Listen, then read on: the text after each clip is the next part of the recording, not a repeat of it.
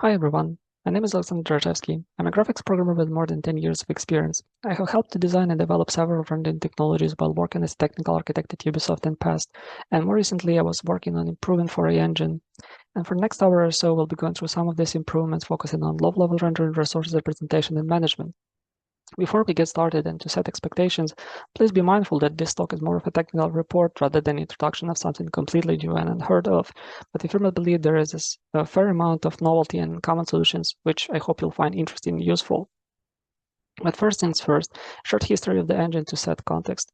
Our engine started around 2006 with an aim to power Metro 2033, a story-driven first-person survival shooter.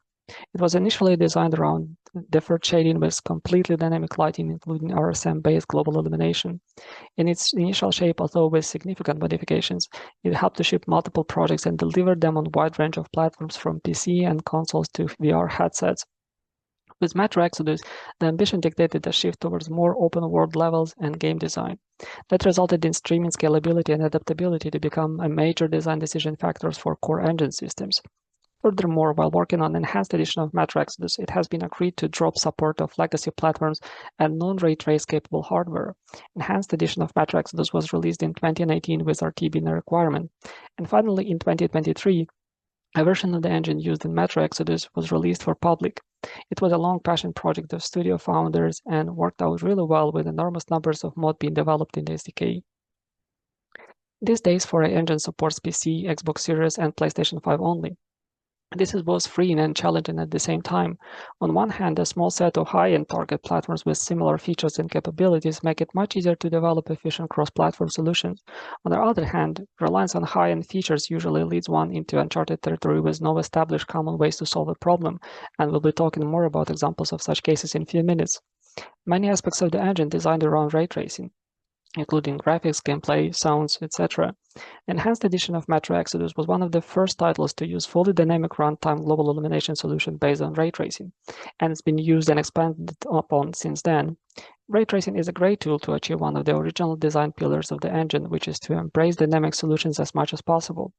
As to the graphics technology structure, it is somewhat traditional with dedicated main, aka front-end thread, and rendering, aka back-end thread, and extensive workers usage in a sort of SPU style.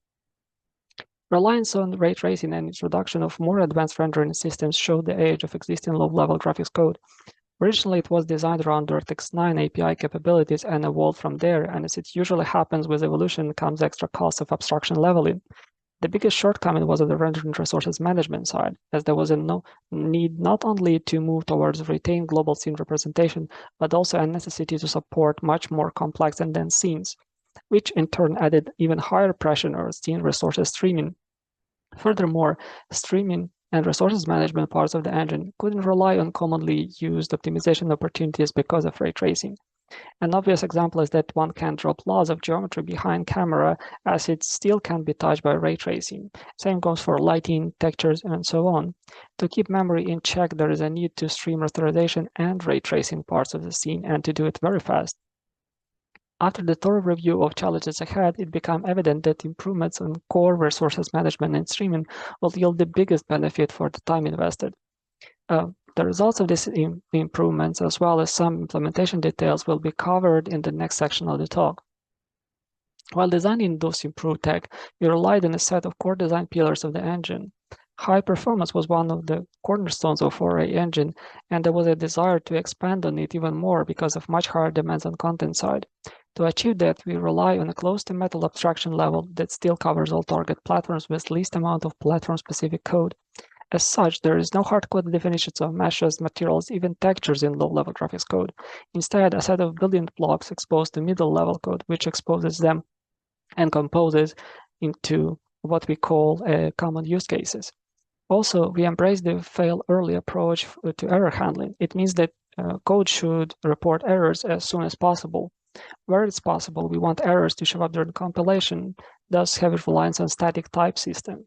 In cases when correctness can't be checked at compile time, validation code should report issues as early as possible at the earliest stage of pipeline. Finally, if errors still creep in, we need an efficient instruments to debug and fix them quickly. So it is necessary to ensure that design solutions are debugging friendly and even design some of those simple debugging tools. And with that, let's move to the first section of the talk. Here I present a high-level overview of so-called bare approach to low-level rendering resources, as well as some implementation details for them. Rendering resources are used on almost every level of the graphics technology. In Foray Engine, graphics code structured as three aggregations operating on multiple levels. There's the rendering itself, which can be logically split in two parts. The middle level part implements resources management, streaming, use cases definition, etc. And software backend is one of the middle level components. It drives command list recording. The high-level part provides a frame loop, rendering passes, and so on. It also contains interfaces which are used by other engine parts to provide data for scene description. And also there's a hardware backend, which handles interactions with low-level resources, execution of recorded commands, memory manipulation, etc. Rendering layers are loosely mapped onto dedicated front-end and back-end threads. These threads are pipelined and utilize fork and join model quite a lot to distribute work to other threads. Front-end thread produces tasks for backend to process. It can spawn secondary tasks which don't submit anything to backend directly, although they do access graphics API abstractions if needed. Backend thread primarily pulls on tasks for execution, and upon receiving, processes them with the highest priority, and if no tasks available, helps other systems with their tasks. Rendering resources inherit rendering layers abstraction. At the very core of the graphics technology, we settle with design which is similar in spirit to DirectX 12 and Vulkan. It defines memory, resources, and views as separate concepts and exposes them. They are implemented as a part of the rendering backend. For cross-platform code, they appear as opaque data types. One can only hold them to control lifetime transfer ownership, check for validity, and supply as arguments to high-level graphics code. These three concepts used by middle-level graphics code to build common use cases, such as read-only streamable textures, virtual textures, etc. Those use cases are just a simple combination of resources and views, sometimes with manual memory handling and extra logic. Gameplay features, UI elements, and other game-level systems operate with logical textures, which are just an example of such a use case. Resource and view types are similar to those defined in explicit graphics API, with several major differences. It is possible to access metadata buffers and textures such as CMask, DCC buffers, etc., directly from cross-platform code whenever supported. Resources and views follow a strongly typed semantics. They are separate types with no implicit conversions between them. The actual memory addressing preferred over intermediate abstractions and used whenever possible. For example, acceleration structures are just virtual addresses with no resources associated. Also, there is no sub-resources. Views effectively represent them implicitly at construction time, and much more. Having a strong type semantics for resources and views makes it possible to explicitly define supported operations and usage based on C++ type alone. For example, one can set texture resource as render target. It must be a render target view. There is no way to call a function even. Types don't match. One can transition buffer to a depth stencil state. All of those will be compile time errors in most cases. Many errors and usage cases violations detected before code even gets compiled, as offline code parsers IDEs will highlight those issues. Here I'd like to give an example of code operating with these concepts, which hopefully will give some substance to the wordy explanation. The top one is an example of a very simple invalid texture creation which is used to replace a missing resource. There is just a resource and a single read view there. The bottom one is an example of some with advanced manipulation. It creates texture optimized for specific layout and usage patterns, as well as one read view covering an entire resource and a list of write views, aka UAVs, per MIP level. This shows the duality of selected interface, which can be very verbose when needed, or it can be very brief, simple, and direct. Since views are available as a first-class objects, they are utilized to simplify code as well. In this example, we schedule an example of a dispatch call, which writes into multiple MIP levels of a texture. Please don't mind naming here. They are irrelevant and are here to demonstrate only. The first line transitions selected MIP levels into shader write state.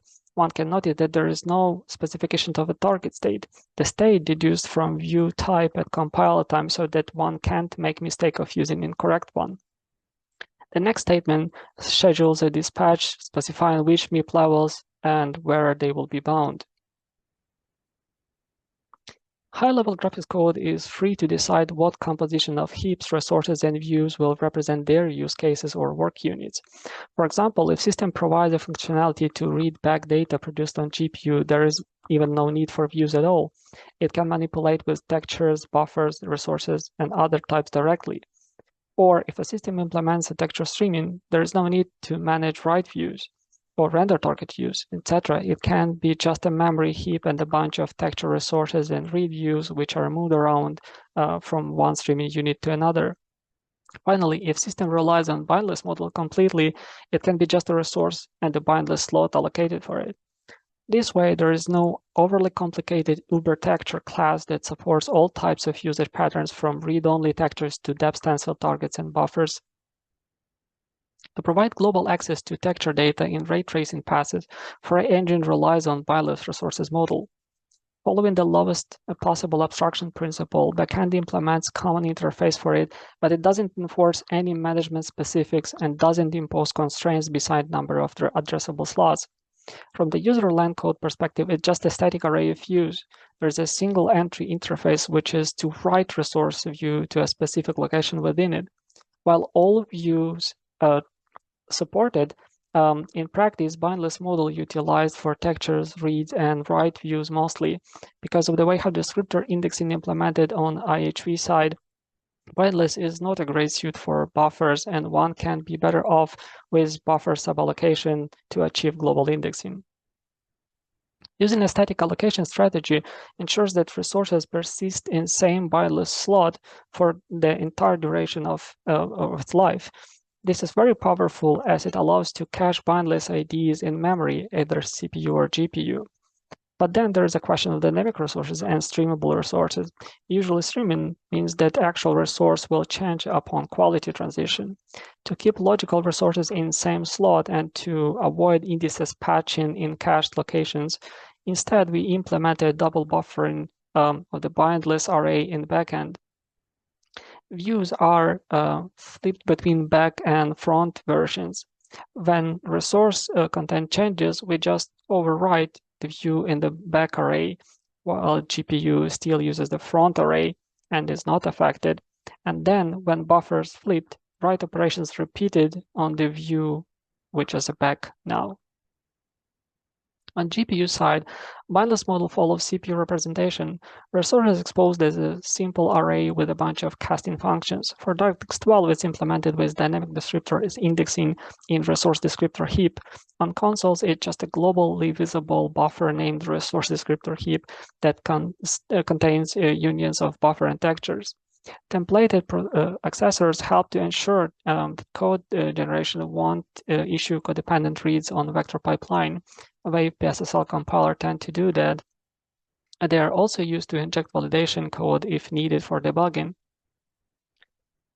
There is a fair number of use cases for a bindless model in Foray Engine, and we'll use just two of them to give you a hint of model exposure and level of integration, those being cluster deferred decals as an example of grouped bindless IDs, and analytical light profiles as an example of individual bindless IDs. Clustered plus deferred decals is a primary decaling solution of the engine, designed for high performance with thousands of items per view. It's a bit uncommon approach as it is essentially a forward plus style decals embedded in gbuffer shader and executed at the very end of it. This approach has multiple benefits, such as trivial occlusion culling, fast blending, minimal overdraw, perfect derivatives, access to instance parameters. It's an efficient tool which shines in combination with bindless resources caching. We can use unified access to generic material data to turn any set of textures into a decal with no material duplication, memory waste, or extra code. For lighting profiles, this model unlocks several opportunities. First one being freedom of source specification. It is trivial to use transient resources as light profiles, for example, render targets, per frame generated data, etc. For example, video to the right shows an example of runtime decoded video supplied as a light profile, and same mechanism utilized to generate dynamic light profiles from data-driven shaders and much more. Another one is a consistency. Once Bindless ID is applied, it is consistently available in all lighting passes, from direct lighting to volumetrics and ray traced lighting, which can be seen in the video clip. There is no need to bind these textures in multiple rendering passes, no need to adjust shader code for it, it just works. And finally, there's a memory optimization opportunity, as it's not necessary to keep all profiles in texture array for dynamic indexing. One can't stress enough how flexible Bindless model is, although this should be no news for the audience. It unlocks global access to all resources, which is a must for ray tracing and very useful in many other use cases, as we hopefully just showed. It has been around for a while, and while it still has drawbacks and some differences across AHVs, it's ready to be used as a primary resources addressing mechanism on GPU from our perspective. In fact, with a bit of effort, it can outperform traditional direct binding, not only on CPU, but on GPU as well. We've seen a measurable performance savings on GPU after rearranging code to hide extra latency from interaction. But as with any solution, there's some issues and potential improvements which hopefully can be done once this gets more attention and wider adoption of on the bindless model side. On AMD hardware, one must place resource descriptors in SGPR, while modern NVIDIA hardware these days has no such requirement. This makes it so that optimization for one sometimes means customization for other. To keep code somewhat shared, one must make descriptors uniform across the way. So it's either manual scalarization or decoration with a non-uniform resource index. Both options are scalarization, in fact, which usually implies that helper thread and pixel shader can provide reliable derivatives for texture sampling unless helper lines are masked out. But by doing so on PC, it breaks and invalidates scalarization. Thus, it's up to a programmer to either support multiple sampling implementations or compute derivatives manually or fall back to a single MIP level. Although it must be noted that on PC, AMD hardware helper lines do have well-defined derivatives if there is no dependent memory reads. Finally, some GPU debugging tools still have issues with bindless resources capturing and debugging. Biggest of them is non-deterministic software replay and very slow replays. Now, having a way to put resources in memory and to address them, it's just the first step. Next up, we need to manage these resources and to stream them in and out. This section will go into details of different resource types and their management. For rasterization geometry, index and vertex data stored in one big buffer. Historically, Engine always assumed a small set of vertex format with a very few size classes. Fixed set of format sounds limiting, but it's rarely brought up as a significant constraint for real-life content, though. And when exotic formats actually needed, it usually composed from existing format and some extensions supplied as a second stream. While we still rely on CPU to select resident geometries and their load levels, it's not a preferable option. The goal is to move most parts of scene representation and traversal to GPU in not so distant future. Rasterization geometry can have multiple loads streamed in, with the least detailed load being resident and present at all times. Each load contains two sets of indices, main and proxy. Main representation is the set of primary views rasterization opportunities, while proxy representation employed by shadows rasterization and or plus building. Proxy is a simplified version of the main representation that references same vertices. Also, as I just mentioned, some vertex format can have custom extensions to accompany these vertices with their specific strides. A global geometry buffer is there for direct rasterization and vertex attributes pooling when ray tracing is running.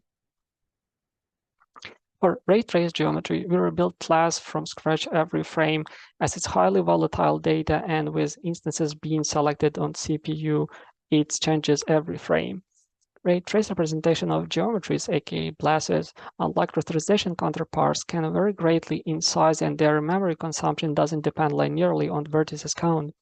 That makes fragmentation one of the biggest concerns when managing memory for them. To address them and to achieve faster tracing, most blasses are pre-built offline and streamed in and out alongside rasterization geometry. Also, streaming prioritization is a bit different as it takes into account ray tracing distances, etc. The engine splits ray tracing geometries in 4 different types: static offline, static runtime, animated runtime, and procedural runtime. These types represent different ways to handle and supported features. They're maintained in order of their complexity and performance and memory costs. It's always preferred to use simpler type whenever possible with automatic conversion to simpler types. For instance, a skin geometry with a single bone can be converted to static model in almost every case.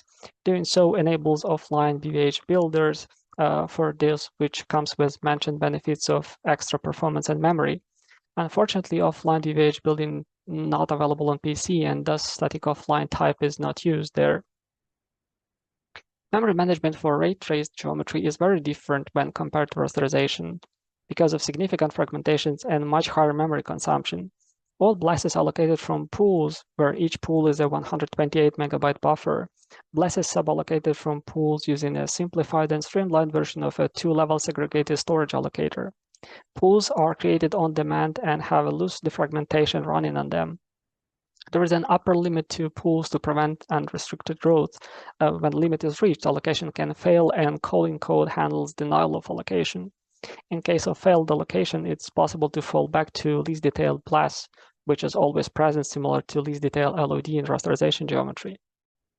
While DXR-based ray tracing scene representation gets the job done, it also imposes quite a few limitations which make ray tracing geometry handling more complex and rigid than it could have been. On one of these, and probably the biggest one, is 2 separate representations for rasterization and ray tracing. It goes with high cost and memory and complexity. NVIDIA actually has a promising solution that allows to have unified representation. It's called micromeshes. It'd be great to have a wider availability of this solution or have some alternatives. Another big obstacle is the lack of functionality to update classes and blasses on a sub-level, which would greatly simplify animated geometry handling and dynamic level of details. Personally, I'd like to see something like a 3-level acceleration structure, which should be easier to do since it's just a software stack change.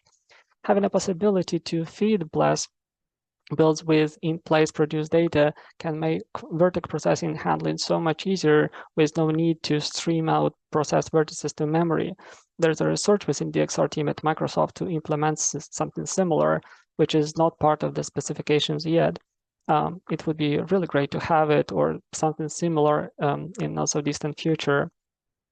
Finally, it would be extremely beneficial to have ways of offline blasses built-in on PC, as it offers significant performance savings and memory savings. We've seen up to 30 and 40% reduction in memory consumptions and about 5 to 15% boost of tracing speed on platforms that actually support it. For texture streaming, we exploit the fact of almost all textures being stored as a power of 2BC7 compressed data. While it's not strictly necessary for the solution discussed, it makes it a bit easier. Using these assumptions, we pre-allocate a set of resources with different number of MIP levels and then swap them around when texture changes quality level. This way, logical concept of a texture and actual resources with texture data are kind of separated and linked one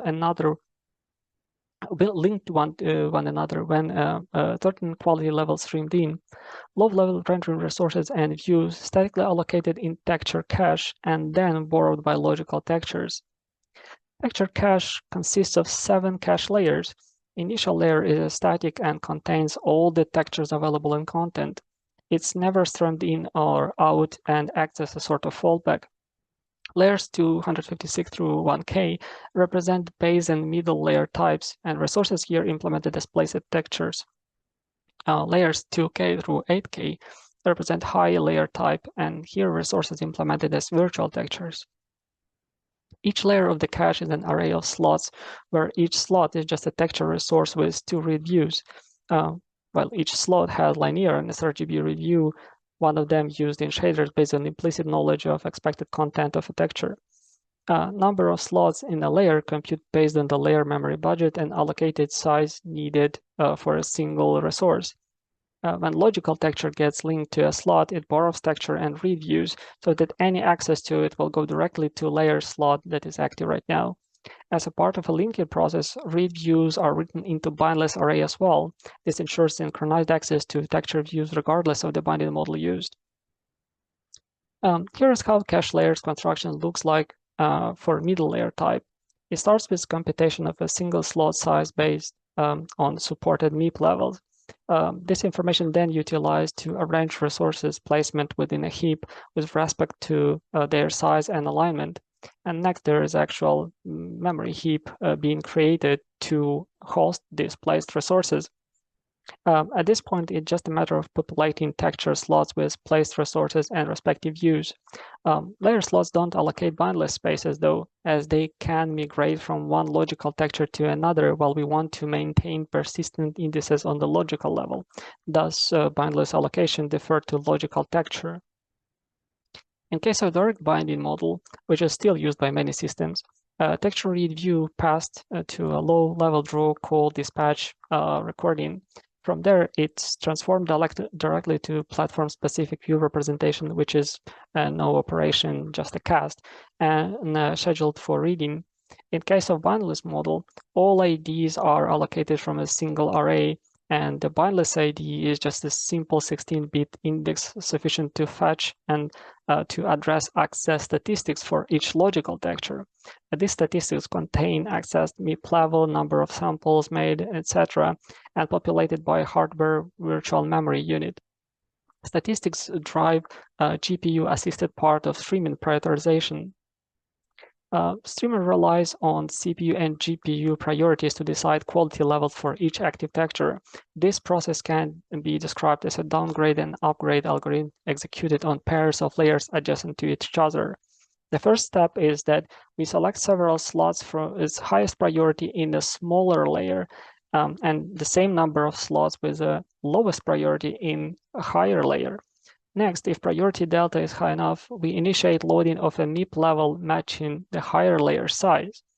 While waiting for data, slots are set in pending state and can be elected for transition until it's in this state. And only a certain number of pending slots per layer allowed to control I/O throughput.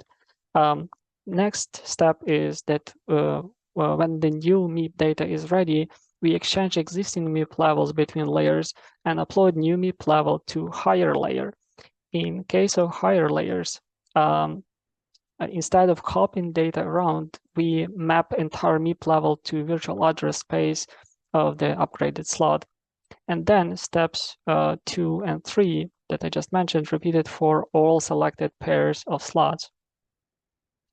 The described process has a very good property of self-balances under heavy overcommitment. To get the best of this property, it's crucial to have priority estimation as precise as possible. And to achieve that, we use different prioritization strategies for different cache layers. Cache layers rely on a mixture of CPU and GPU-based estimations. CPU estimation based on pre-computed textile density and bounding sphere projection for each instance using a texture, while GPU estimation, on the other hand, is the follow-up assisting estimation based on the direct memory access statistics that we mentioned a few slides ago. Both sources of priority have their own advantages and flaws, which fit great for some layers and harm others, so we have to pick carefully. For CPU estimation, it's very conservative and often overshoots, but it's reactive and makes texture requests before they are seen on screen, which effectively shortens latency. For GPU, on the other hand, it is exact. We know a specific level of detail that must be present to satisfy all requested reads on GPU, but it comes with significant latency. To get best of both estimates, we combine them, making CPU in charge of initial, based, and middle layers, and leaving high layers primarily to GPU. For GPU estimation, engine selects 256 textures each frame to report their user statistics. On platforms with access to partial resident textures or virtual memory hardware, this hardware utilized to write these statistics out. When it's not available, it is substituted by software implementation. In its core, it's just a compute level of detail call with some post-processing. Details are different for AMD and NVIDIA as they tend to tolerate many atomic writes to same memory location differently. We wanted to use GPU estimation to control streaming decision on a submip level, something like a sampler feedback. But while it's a very viable option on consoles, it's still impractically slow to map tiles on PC when they are not consecutive range of tiles or have gaps. It'd be really great to have it addressed finally on OS level by Microsoft, as it will unlock so many possibilities to unify code and achieve more optimal memory consumptions. This figure represents an entire texture streaming pipeline assembled from the components I just described. It has 3 parallel execution timelines synchronized on frame boundary. At the beginning of a frame, sampling statistics from GPU copied to CPU for analysis. CPU and GPU estimate of priorities kicked off for processing in a separate thread. There, they are merged to produce a single priority value, and then those priority values are fed into update process, which we described a few slides ago. Based on decision made in update process, data loading for top MIPS can be initiated. The original CPU thread in parallel processes completed loading requests from previous frames, updates style mappings, write bindless views, and schedules MIP copies operations for GPU. Meanwhile, GPU copies texture data between cache layers and starts scene rendering, which produces new set of access statistics for the next frame. Now moving to the next section of the talk, which covers the custom GPU debugging, inspection, and supporting tools developed while working on resources model and streaming solutions. They were instrumental to achieve correctness and performance goals quickly. Generally speaking, GPU-side debugging experience was and still is challenging at times, but with increasing complexity of GPU data structures and wider adoptions of flexible data models, such as Bindless, the struggling is even higher. It is widely known that GPU debugging is lacking behind that of a CPU, where you can pause execution at any moment of time, inspect entire memory, and so on. On consoles, this parity is lower with unified memory and the ability to halt GPU and attach debugger. But even there, it's still a challenge to catch a state of a certain system then and there. In most cases, it boils down to a GPU capture triggering, which is a relatively time-consuming and disruptive process.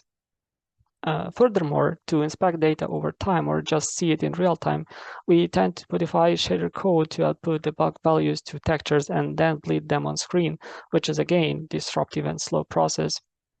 While working on Bindless resources model and GPU-assisted texture streaming, the iteration time for debugging and testing was high enough for us to consider building simpler and custom debugging and inspection tools to expedite the process. That resulted in these 2 sets of tools called GPU inspection and GPU extraction. The first one is GPU inspection. It is a very simple communication channel between CPU and GPU that allows network-like message passing. GPU generates messages and can invoke execution of CPU code based on decision made in shaders, which is a powerful tool as it supports any sort of code being triggered. Using shader code to control messages generation allows for very quick iterations as shaders have support for hot reloading with runtime and recompilation, which makes this feature as a sort of scripting language, if you like. GPU-generated messages are composed with one another to implement next inspection and debugging features, runtime or live data inspection, logging and capturing, breakpoints and asserts based on conditions defined in shader code, primitive and debug drawing for any information available on GPU, and much more. Since GPU inspection implemented on top of Bindless resources model, like the communication channel is a Bindless buffer resource, it's available in any shader stage and almost any queue type. One, for example, can live inspect data in tessellation shader or ray tracing shader, which is not so easy to debug even with existing tools. This code shows how GPU inspection uses low-level resources and Bindless model to establish a communication channel. First, the buffer and views created to provide the message queue functionality on GPU The view is written to predefined slot in bindless area so that any shader knows where to find it with no need to bind communication channel or even pass in the index in constant buffer or anything like that. And next, the prefix data written at the beginning of the buffer, it's a message allocation context and has to have some predefined state. Finally, a collection of readback buffers created to download GPU-produced messages to CPU. Some message types can be produced on GPU directly, though. They are just marked as processed and skipped over on CPU. On GPU side, a list of predefined and commonly used commands provided alongside a possibility to build completely new commands and messages. I'll use this example to walk through the message generation process and how they are serialized to communication channel. Here we record command from vertex shader code to draw some primitives and lines. The debug output line function generates a message to draw a simple line from point A to point B with a specific color. It's expanded into a series of allocation and buffer writes to build the line draw message. It starts by atomically allocating message space in communication buffer. If allocation succeeded, the message header was written followed by a payload data. And in this case, payload is just a few floats representing line ends, line color, and line visualization flag, such as control space and which points specified, drawing option, etc. And here's the entire call chain for one message recording. It goes from draw output line invocation to message generation and serialization in communication buffer. The serialization itself is just grabbing a bindless write view and putting a bunch of D words into it. And that's pretty much it. The process side knows how to interpret these payloads based on message types. A following video clip will show an example of live data inspection and debug drawing to visualize ray generation process for global illumination tracing. Here we in a ray tracing compute shader and we want to inspect ray generation algorithm. Since it's hard to follow this process for every execution thread, we'll filter it to include only those threads that are under mouse pointer or virtual cursor pointer on consoles. That's exactly what happens in isSelectedByFilter function. One can simply move mouse around to inspect individual threads. Once shader is compiled and reloaded, it immediately starts to output inspection data, which you can see at the top left corner. Then we can add a few more commands to output other ray generation parameters and to actually draw a line that represents the ray. Again, shader compilation and reloading, and finally, after a few seconds, newly requested data is available for inspection. And we can see how ray generation changes every frame, the pink line, while being oriented to upper hemisphere on the surface. Hopefully, quick moving ray visualization survives video encoding and streaming. And if not, please check the video once slides are online. Next example shows polygon rendering to visualize data that has geometrical meaning, but not stored as a traditional explicit geometry. Here we use GPU inspection to draw distance map data. The map itself is a result of probe tracing and utilized to prevent light leaking, compute sound reverberation, etc. Those maps tend to have precision problems in complex geometry scenarios, and it's always useful to be able to compare expected coverage and of a probe with actual coverage. In this example, we use inspection feature to draw sphere geometry where each vertex displayed from the probe center by the distance stored in the distance map. It makes it possible to inspect distance map correctness, reaction to dynamic change of probe location and surrounding geometry. Also, GPU inspection provides a possibility to trigger asserts and breaks and even breaks in execution based on condition in shader code. This functionality is very handy when looking for obscure and random issues with no clear wrapper steps. And it's a good tool when trying to catch a source of infamous nuns and infinities, especially the tricky ones when they originate in any sort of accumulation process running over time. The second set of tools called GPU extraction is designed around a very simple goal to make it possible to capture and retain various resource types for further inspection and or visualization. In most cases, it's used for making snapshots of GPU resident data followed by visualization with no need to restart the engine. Furthermore, it makes it possible to capture intermediate processing data from within the shader code itself. Just like with inspection, GPU extraction is available from any shader type. One can use this tool to specify which resource and at which point to capture or extract, control visualization for capture data, build complex view layouts, etc., or even store capture data to files for out-of-engine offline investigation. On this slide, you can see two examples of GPU extraction usage. The top one is a simple texture capturing. We specify GPU profiling tag to set a point in frame for capture to happen, as well as bindless ID of the resource to be captured, and immediately instruct to visualize capture texture in top left side of the screen. The bottom example is slightly more advanced. First, we fill in intermediate image with per thread data that is not stored anywhere else except with GPRs while shader is running. Then we trigger another type of visualization by passing intermediate storage ID to visualize and some properties for actual visualization. Following video clip shows a very simple example of gbuffer laser extraction with custom output layout. Everything initiated and controlled from shader code exclusively. Here we are in Interact Lighting shader, but because the tool itself is available everywhere and there's access to bindless IDs of gbuffer layers, we can schedule extraction from here.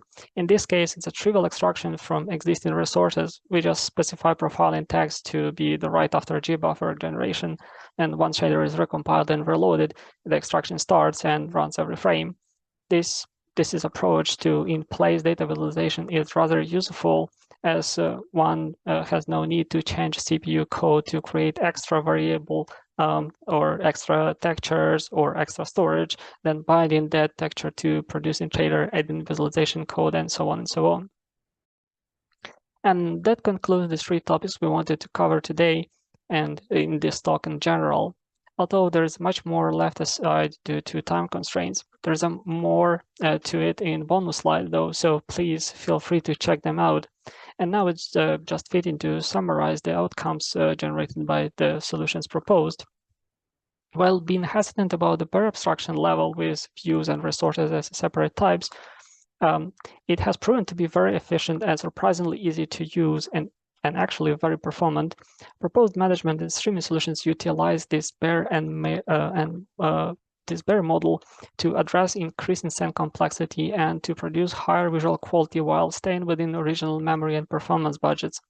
Explicit separation of views and resources made it so much easier to lift any traditionally low-level system to cross-platform code. And furthermore, a simplified bindless model implementation by quite a bit.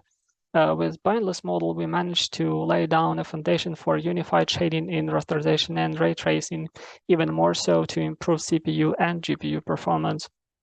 Finally, tools developed primarily for new systems debugging happen to be very useful when working on other graphic systems and visual effects.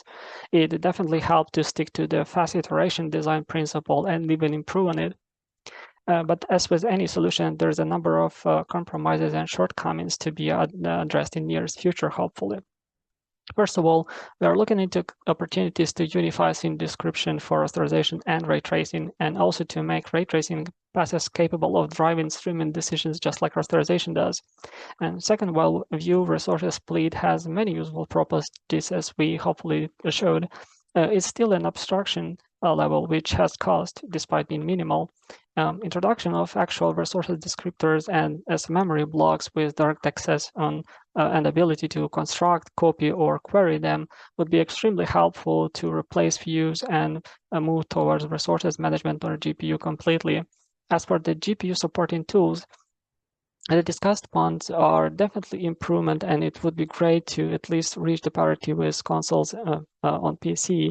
On that note, we discussed with NVIDIA at some point the possibility to halt GPU execution for debugging properties using multiple GPUs or just remote machine. And have functionality like that would make an unparalleled improvement to PC GPU debugging experience. Finally, if I had to distill this talk to one slide, it would probably be this one. Hopefully, it represents main messages we wanted to communicate, which are bare low-level resources exposure sounds unsettling at first, but after using it for a fair bit, we are very happy with this decision. Bindless model is most definitely ready for usage in a big AAA project, and it can be faster than traditional direct binding with a little bit of extra effort. Efficient streaming solutions are still pretty much an open problem, especially when it comes to ray tracing representation streaming. A combination of CPU and GPU metrics to prioritize streamer requests is efficient and very performant. And these days, we need flexibility and very fast GPU debugging tools and inspections more than ever as more and more work and decision-making migrates to GPU.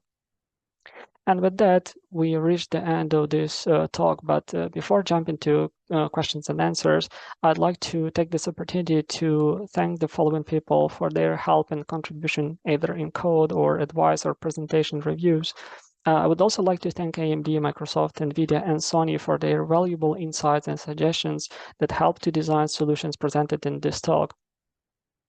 A lot of talented people helped indirectly by sharing their knowledge and experience, and this talk would have been completely different, if at all possible, without the influence of these sources. So should you want to dive deeper in some of the topics mentioned throughout the talk, please check out this list. Also, I encourage you to look up deck once it's released, as it has quite a lot of information in speaker notes and some bonus slides. Also, if you are interested in the low-level graphics code, ray tracing, and general engine architecture, check out these open positions and look up the links attached. Thank you all very much for tuning in. I really hope it was useful and justified the investment of your time, and I'm happy to answer any questions, and I do hope you have some of them. Thank you. Thank you so much, Alexander, for that excellent presentation. Alexander is now joining us now to answer some questions, of which there are many. We'll try and get through as many as we can. By the way, it's great seeing so many familiar names in the Discord chat. I know it's only a virtual conference, but it's really good to see you all. So let's just kick off. One of our first questions is from Michael Vance. Ollie, can you describe the bindless caching from the decals clustering more? Mike's wondering if you're not just talking about sort ordering based reuse. Yeah, first of all, just to make sure, can you hear me well? Yes, we can. Yeah, so with bindless caching, what I meant is that we try to put in memory decal descriptors and keep them intact as much as possible. And I believe I touched that topic in one of the slides about the synchronization of bindless, because there are different ways how you can access bindless resources, but usually you use some sort of indices. And it's fine if resource is intact, but as soon as you start streaming that resource, it means that the actual resource and view will change. So you either have to patch those indices in GPU memory because decals were cached there, or you have to actually update views in a heap. So by caching, what we did is that we essentially used the second approach. And that way, we don't need to update indices of textures accessed by decals when they got streamed with higher MIPS or like lower MIPS. Cool, thank you. Let's move on to our next question. This is from Glass Beaver. Just a reminder, please use your real names on Discord. We really appreciate that. Why are buffers slower with bindless? So yeah, as I mentioned, I believe in one of the last slides that with bindless, generally you just get extra level of interaction, which means extra latency. So if you have ways to hide that latency, it shouldn't be a problem. And that's what I meant, that you can get performance gains if you essentially structure shaders around that extra latency to hide it. And with buffers, there are a very small number of, there are very few opportunities to actually hide that latency, especially if we talk about buffers for geometry, because vertex shaders, they are not that of a complicated, and there is not that much of a possibility to hide latency. And actually, if you try to measure the bindless vertex and index buffers, on any like current day hardware, you will see that it's generally significantly slower if you do so, because like the easiest way to access memory is just to use a pointer, and buffer is just a pointer. And if we add pointer on a pointer, that's like an extra round. Cool, thank you. So our next question, we have Yussi Nutella, who says, how do you ensure that resources in the global bindless heap have correct barriers applied?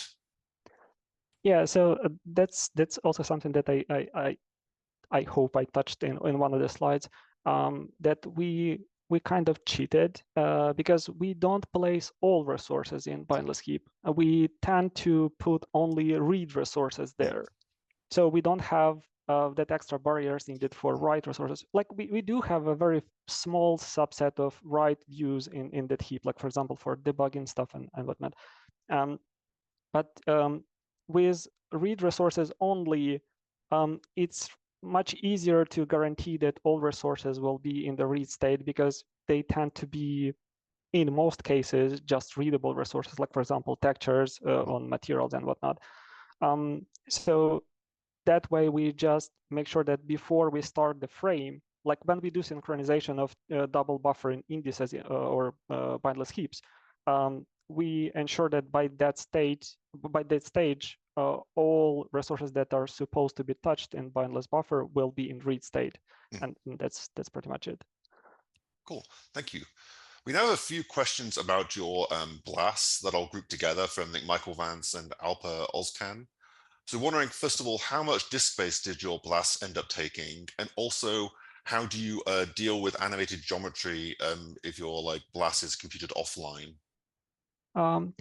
Yeah, so to begin with, there's no way to pre-compute all BLASes offline, because essentially we can put only static meshes in acceleration structures. So you have to build some BLASes like animated or just skinned, or if you have some vertex animation in runtime. So that's essentially what we do. We pre-build and bake in offline only those BLASes that are not going to change geometry in runtime.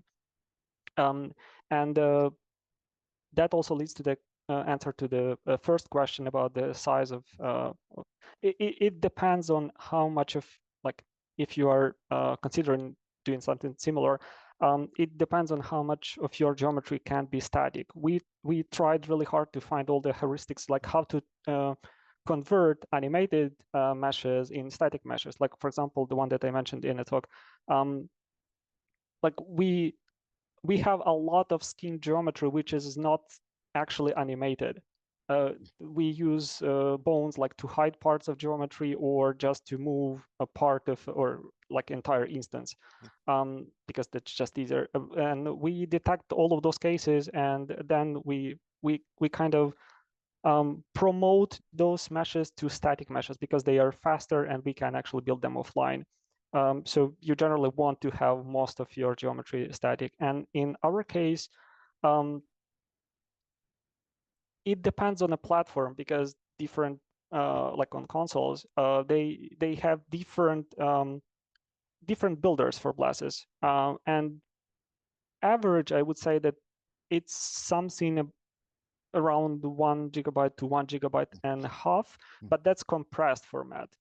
So with compressed format, you have to, like when you actually going to use that information, you have to supply index and vertex buffer to decompress it. So yeah. Cool, thank you. I think that answers their question as well. I really like this question. Sorry, it's another one from Mike Vance, but talking about your architectural stack and your layering for the renderer, I think the way you'd had the sort of the front end and back end, when have you had to break your abstraction in the most egregious way, and how do you later address it? Yeah, so to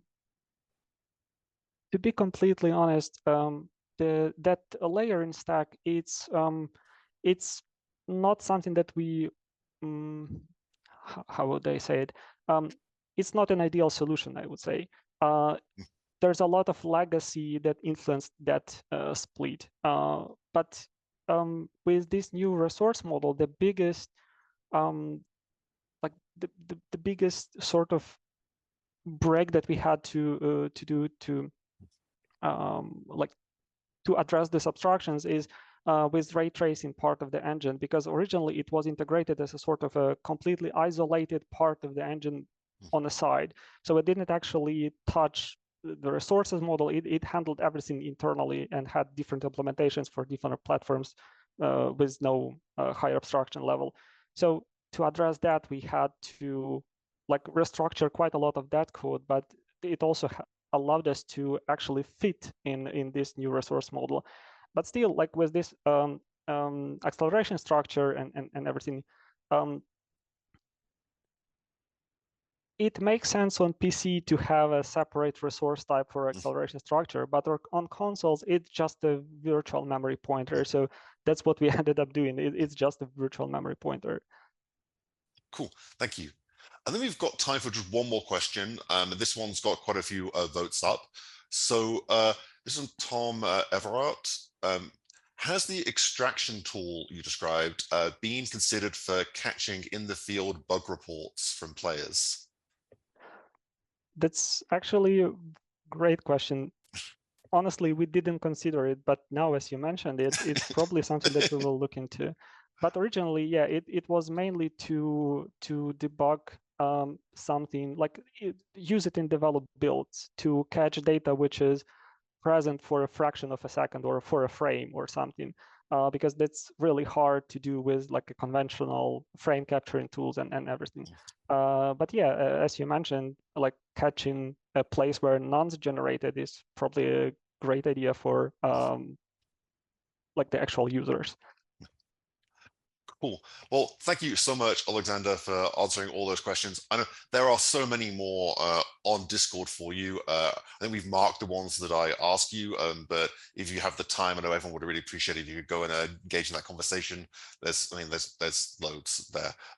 So sorry to everyone who I didn't manage to get to ask. We are going to go into a break now, and we're going to be back at 9:30.